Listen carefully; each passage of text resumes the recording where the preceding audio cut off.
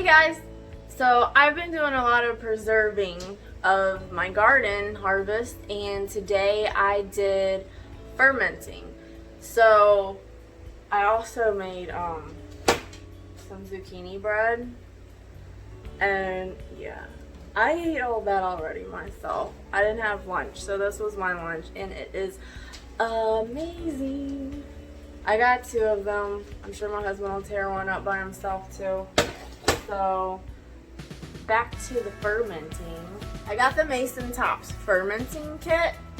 So it came with 4 of these wide mouth pipes and the weights here. And this is my first time fermenting. So I took my time and it took me a little bit. But I pretty much did the same thing in all of them. If you can see here, I've got, my kitchen is a mess, by the way, from everything I've been doing, because I use this really cool handheld spiral maker for my zucchini, and I did zucchini noodles. See, it's got this little lever here, so if you flip it up, it will do ribbons, and then just simply turn it, and there are the little blades to make like zucchini noodles. So that was the first time I used that, and it was pretty cool. It's a bit of a workout in your arms, but it's totally worth it. So in my fermenting kit, I also got the packer here. So I got all my wide mouth jars. I like wide mouth jars anyways because they're easier for me to clean because we don't have a dishwasher. Well, we have one, but it doesn't work right now. So, whatever. So I went and picked a bunch of stuff in my garden, and I got a bunch of onions and green peppers, banana peppers, which I am obsessed with right now. They are so good. I have one, like a whole one every day, because I like to make egg tacos, and then my salads, I use a whole one. They're so good. So I've got like a layer here going of, I also have garlic, my garlic on the bottom, and then I picked dill for my garden. So I've got my onions, banana peppers, green peppers, and then more onions in there and peppers. And then I put some cabbage on the top because I didn't realize packing all this stuff down how much more space you can fill. So I just filled it with cabbage. And that's pretty much how I did all of them.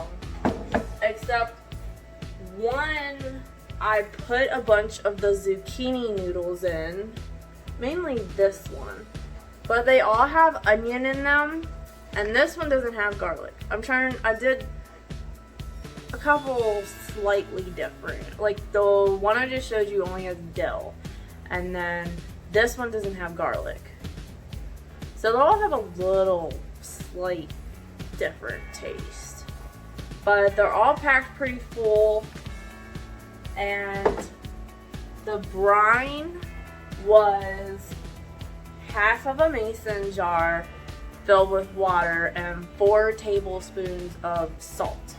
And then you let them sit for 12 to 15 days in a cool, dark place. You don't want it in sunlight. And over time, you know, the salt will dissipate, and it sounds kind of gross at first, but this is bringing the quality of your ingredients out more with its medicinal, healing, healthy properties. So this is super good for you. And then these pipes are good because you won't have to burp the lids, which I had my fermented garlic almost explode in the cabinet before because I forgot about it for a 2 days and the lid was like bent up, and when I unscrewed the lid, it like shot and hit the ceiling. It was crazy. I'll never do that again. But thank you, Jesus. It didn't explode, because that's some good stuff. But this right here, once you open it and you start to eat it, just continue to keep it in a cool, dark place. You can keep it on your cellar or in the fridge, which I'll probably have to do because our house is a little warm right now. But it's amazing how much you can fit in those jars, and I'm super excited to try these. I haven't done fermenting like this before. I've only done it with my garlic, and then I'll make a shrub drink sometimes, which if you haven't heard of that, you should look it up. It's really, really good too. It's mainly berries and honey and apple cider vinegar, and it really is not that strong. You do want to dilute it with like some sparkling water, or I've used ginger ale. You can mix it with your orange juice. Super, super good for you. I haven't done it in a while, and I really want to do that again. So I'll be doing that again because we're going to go berry picking very soon. I know there's tons out there to pick. And what better to do with what you have grown around you than to use it in something great like that. Local raw honey. You can't go wrong with some local raw honey.